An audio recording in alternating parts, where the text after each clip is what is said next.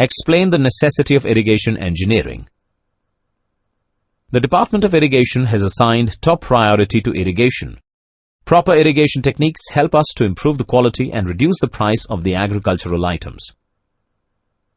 Following factors are supporting this statement: insufficient rainfall, uneven distribution of rainfall, improvement of quality of crop, development of desert area. Following are the factors that grow need of irrigation. To satisfy the growth of crops, irrigation is important in the area of insufficient rains. Different crops need different amount of water for their growth, so irrigation is important. For the proper growth of perennial crops, irrigation is necessary for plants.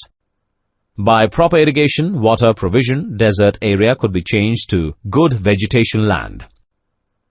Insufficient rainfall causes the crops because 45% of commercial farming is still dependent on uneven distribution of natural rainfall. Following methods help us in improving water supply.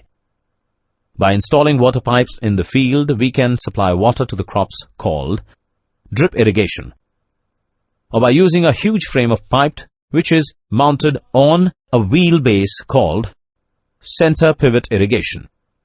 The related terms are